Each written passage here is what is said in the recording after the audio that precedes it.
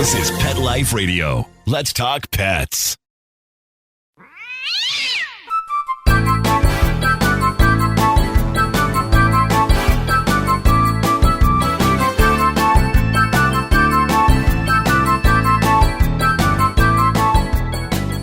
Hey there, cat lovers.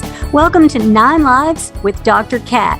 I'm your host, Dr. Catherine Prim, and I'm a small animal veterinarian and cat lover. So some things sometimes happen in my own practice where I see patients regularly that sort of inspire my topics. And today I have a special guest, Dr. Emily Tincher, and she is here to talk with us about pet health insurance. So I had a case that I really wish the pet had been insured, and it really inspired me to educate all my listeners about why they might want to consider this and what the specifics about it really are. So I invited Dr. Tincher to talk with us, and we'll be right back.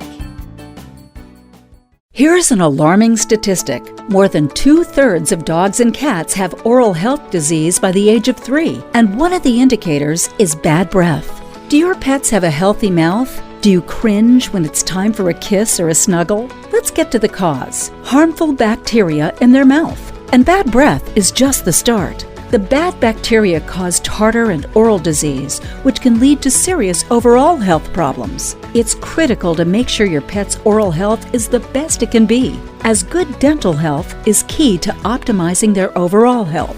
Now, good news. It's easy and affordable to improve their oral health with Probiora Pet. Just 1 scoop of this dental care probiotic mixed into their food daily floods the mouth with positive bacteria, which crowds out the bad. This means better oral health and fresher breath.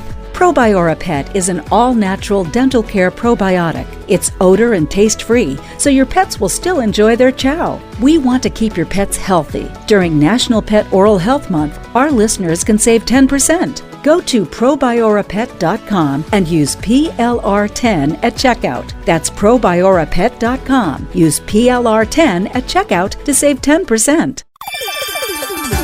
Let's Talk Pets on PetLifeRadio.com.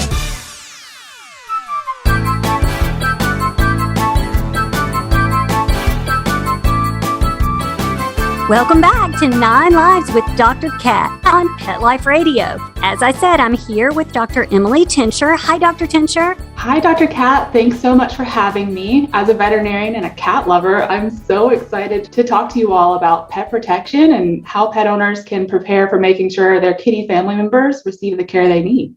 Yes, well, I'm excited too, because as I said, the things that happen in my animal hospital are my inspiration. And I recently had a case. The outcome would have been very different if there had been pet health insurance involved. So tell us a little bit about yourself. Sure. So I am a veterinarian, a second-generation veterinarian, so both my parents are vets as well. And I currently serve as the Director of Veterinary Relations at Nationwide Pet Insurance. I also continue to practice in emergency medicine. So a lot of my clinical experience is with those really sick ones, potentially like what that case you're describing. Yes, I think there is definitely a role in emergency medicine, but in a lot of other places too. So I want to really give my listeners some background about what is pet health insurance. Can you kind of start at the bottom? Yes. So we know that about 95% of pet owners, most of us, really feel that pets are part of the family. And this has maybe been enhanced by the fact that they've been a huge comfort to us over the last few years of stress in a global pandemic. Basically, pet insurance is here to help you manage your pet family member's health by preparing financially so that your pet can get the care that you want in partnership with your vet. So if we then say, okay, how does it work? It's pretty simple. I know sometimes when the idea of pet health insurance comes into mind, we might immediately switch our brains over to human health insurance. They are pretty different though. And the good news for us pet lovers is that pet health insurance is much less complicated. We'll get back to selecting perhaps the right solution for you and your family, but just the basics of how does it work is once your pet is insured, you take them to any veterinarian, your pet receives the care that they need, And then pet owner, you take your information that you got from your veterinarian and you submit that to the pet insurance company for reimbursement. The timeline might be different for different companies, but for Nationwide, most claims are processed and you are reimbursed within about a week. So it's fairly simple. Dr. Prim, as a practicing veterinarian, what is one of the most common problems you see in cats or dogs?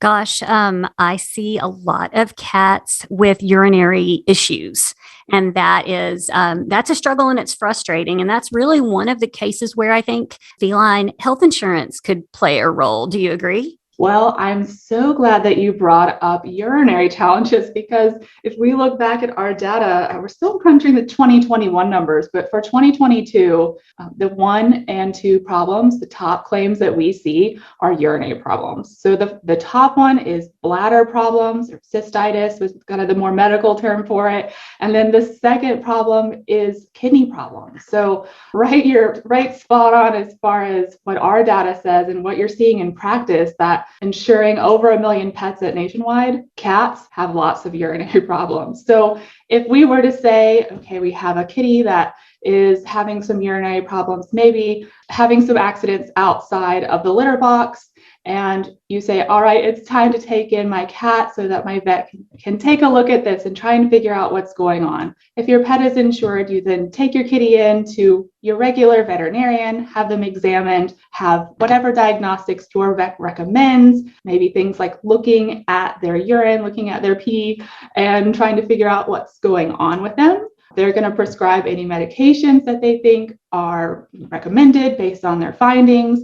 And depending on the plan that you have in your coverage, those are the types of things that would be covered and reimbursed for.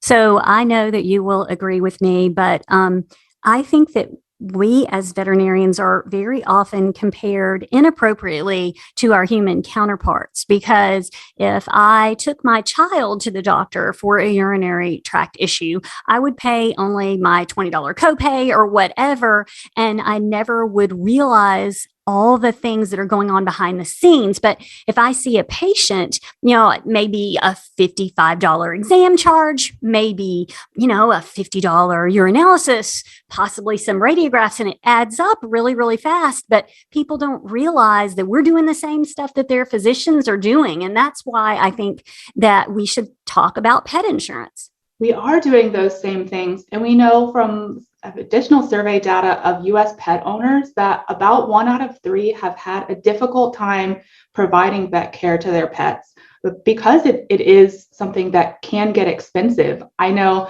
sometimes it's tempting to think about with pet insurance, kind of the catastrophic things, like whether that's a broken leg or your pet needing emergency surgery.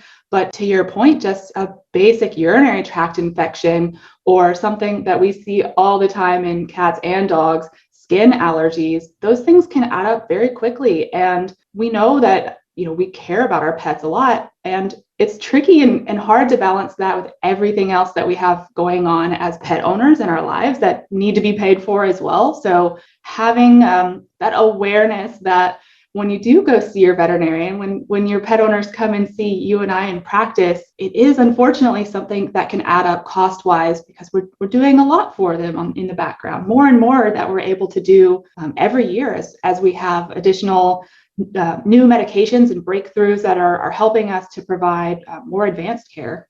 Yes, I agree. The emergency things, broken legs and that kind of thing. But now we're seeing things like cancer, and we've made so many advances. We can really extend a pet's life, but that stuff is costly because it kind of comes from the human side. So I think that it is important that we think of pet insurance as pet health insurance rather than just pet insurance. These are not cars. These are our fur family members. So what are the options? Are there lots of options, different things that you can choose? It's not really a one size fits all, is it? That's a great question because I think sometimes in the past we have treated people like it is a one size fit all, but we're really seeing some great progress in the pet insurance industry, pet protection industry, really, because we have some offerings now to help pets and pet owners that aren't only pet insurance.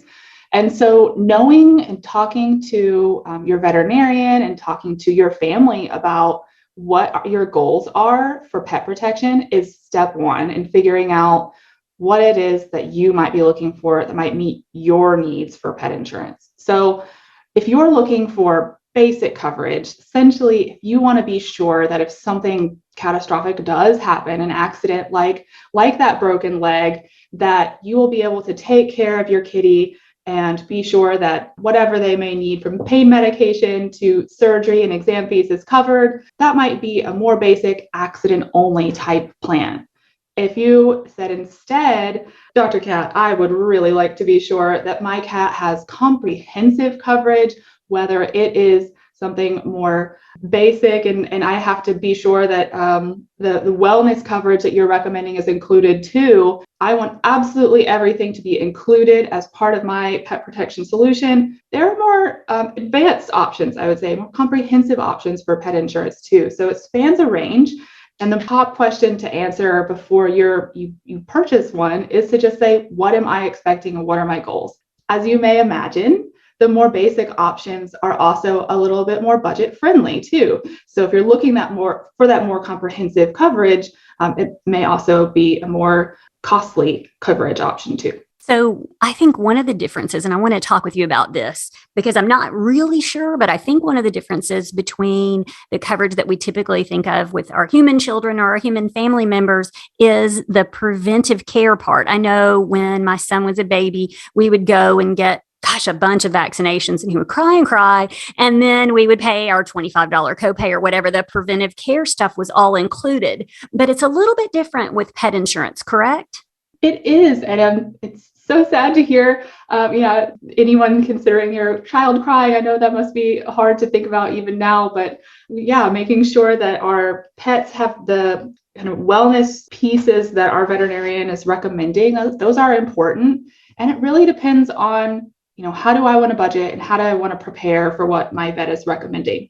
So for me personally, I like to budget for my wellness pieces separately outside of pet insurance. And we see a number of pet owners going that route. However, there are riders that can be added on. Again, if you say, I just really want everything to be part of my pet insurance, pet protection solution, you can add on just specific ways. Every company is a little bit different, but specific pieces to your insurance coverage that will help reimburse for things like vaccines. It's typically the most comprehensive or one of the last things to be added on, though. To your point, that's fairly different and kind of flip-flop the other way from human healthcare.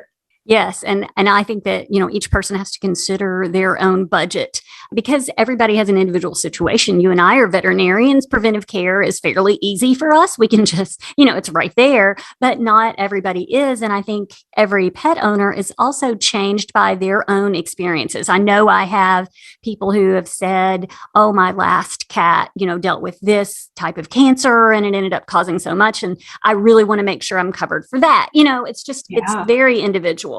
For sure. The other piece is sometimes we have owners that choose to purchase a wellness plan directly from their vet practice, and that can be another great option as well. Yes, absolutely. I want to take a quick break and come back and talk a little bit more about the options and approximate cost and how my listeners could maybe find out a little more. We'll be right back. Molly, here's your dinner. Zeus, that's not your food. Don't let that happen to your precious cat. Elevate your cat's eating experience with the Cat Tree Tray. The Cat Tree Tray keeps your cat's food off the floor and conveniently located on the cat tree. It's the perfect way to eat. It's a beautiful wrought iron tray that easily attaches to your cat tree and keeps dogs and other critters out of your cat's dish. A must for multi-pet households. There's a 6-inch tray for large bowls and a 4-inch tray for smaller bowls. Purchase your Cat Tree Tray today. Go right now to cattreetray.com.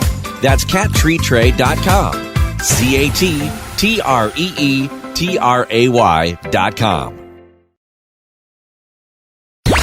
Let's talk pets. Let's talk pets On Pet Life Radio. Pet Life Radio. PetLifeRadio.com.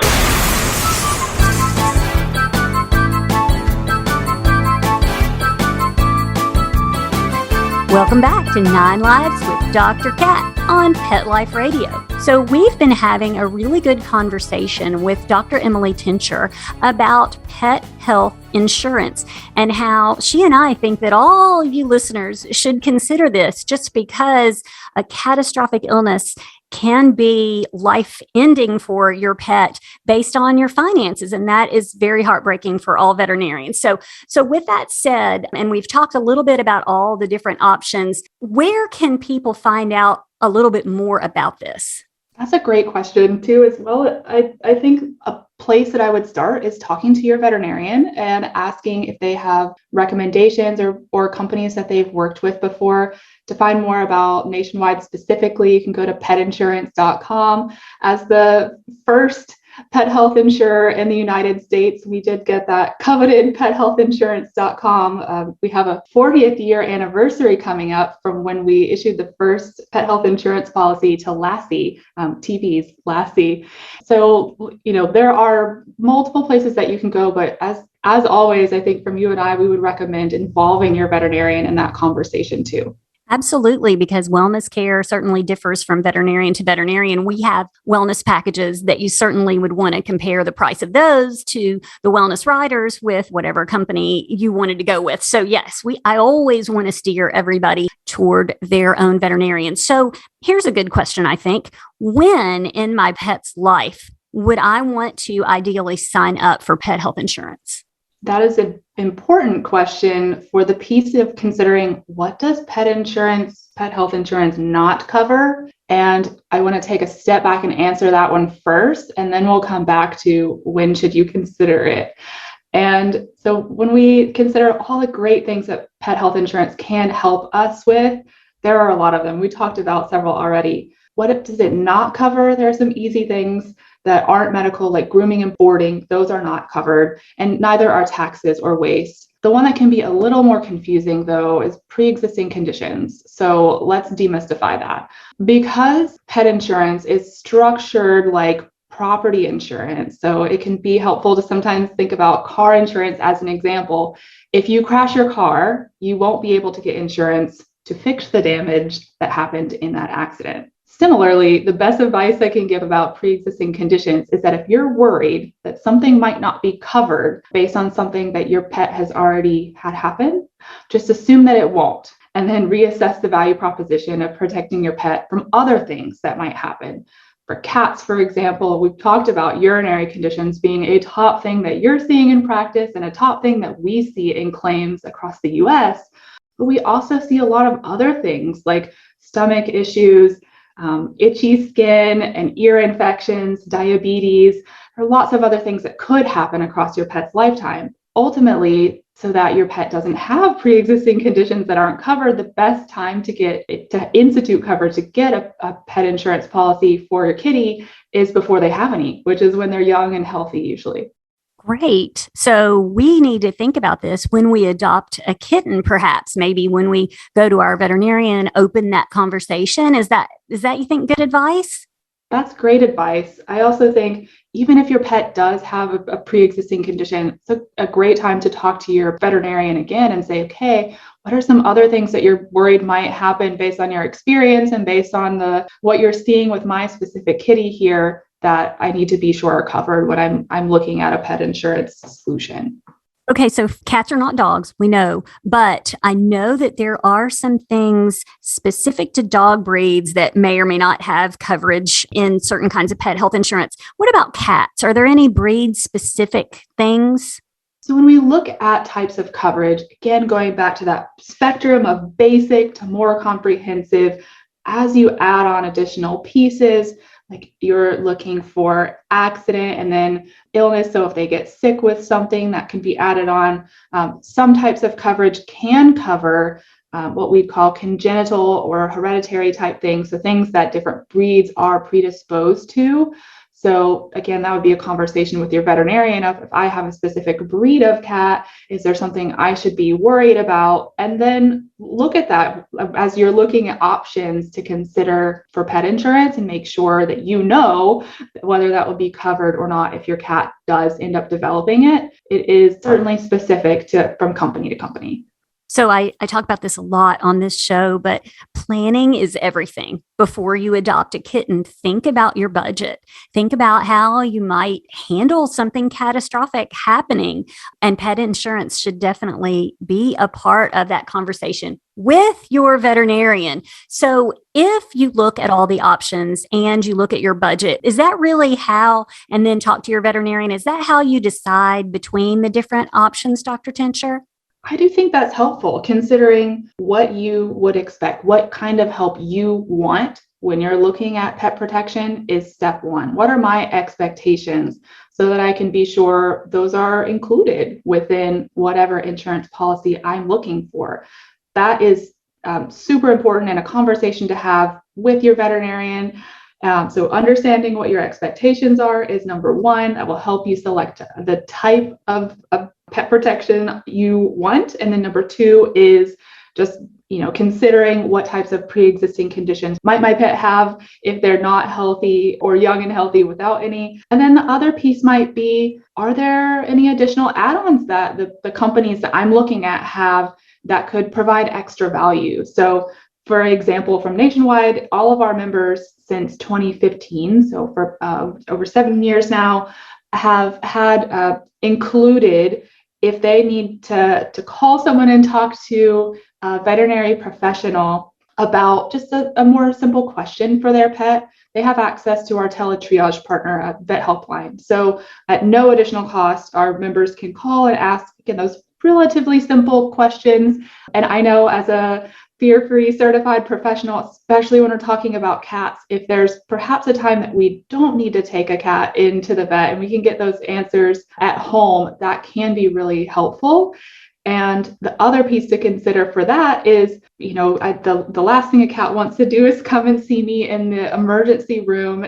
Sometimes they do need to, but if you as a pet owner are trying to figure out, do I need to go see someone emergently, or can I wait and make an appointment with Dr. Prim or my regular veterinarian? The services like a teletriage helpline can help just kind of talk through that with you. Oh, I love that. That is such a great service. So, is there a minimum age and a maximum age when I could sign my cat up? Depends on the company that you're looking at. So in general, kittens, you can sign up fairly early with additional information on that for us specifically at petinsurance.com. Some companies have an upper age limit and some don't, depending on when the max age is that you can add a pet insurance policy. Again, I would just go specifically to the website or call whichever company you're looking at partnering with so that you understand what those are.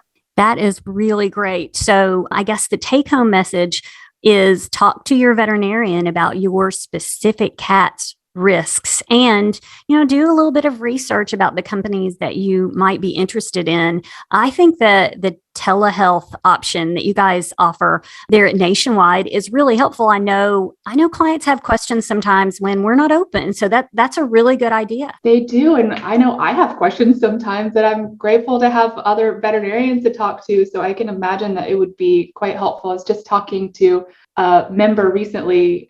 So Nationwide is a mutual insurance company. So the people that have a policy own the company. Like me, I have policies for my pets, and so I am a member of Nationwide. So I was talking to a member the other day and telling me about her experience of Vet Helpline, and not only was it helpful in just calming down, worrying about something with her pet, but they also called back the next day to just say, hey, like, how's your pet doing? And that peace of mind to say that, like, we really care, I thought was really nice, because I know we as veterinarians try to do that when we can as well too. Oh, don't they say they don't care how much you know if they don't know how much you care? Absolutely. Yeah. So this has been really, really helpful, I think, and I think my listeners are going to benefit from it. But I do want to specifically mention again how they find out more about pet insurance as a whole and specifically Nationwide, so they can compare policies and things and talk to their veterinarian. Can you run through some of those websites and things again? Yes. So the top place I would recommend people go for more information from Nationwide is petinsurance.com. You can get a quote for insurance coverage for your pets there. And there are also some very helpful just kind of frequently asked questions that you can run through. As you alluded to, ultimately talking to your veterinarian is always a top recommendation, whether it's what are the kinds of questions that I should ask or the kind of coverage I should be sure that I am looking for my kitty, or it's just checking in and asking for their thoughts of who have you had good experience with. Both of those things, we definitely recommend checking in with your vet. And those are the top 3 places I would go. Well, great. I think so too. I'm ready to look at petinsurance.com. That's right? That's right. Yeah. Well, I think we've really been very helpful. I hope my listeners have been able to learn a lot. I hope my clients have been able to learn a lot. Thank you very much, Dr. Tincher, for joining me today. I think this has been very helpful and has given some background information to my clients, hopefully, and my listeners at large. And so I just really think that this is a super good idea. And I think having you here today is going to help a lot of kitties. Thanks so much for having me. Okay, all my cat-loving listeners, I want to thank my amazing producer, Mark Winter, here on Pet Life Radio, and I want you all to go out and have a perfect day. Let's Talk Pets, every week on demand, only on PetLifeRadio.com.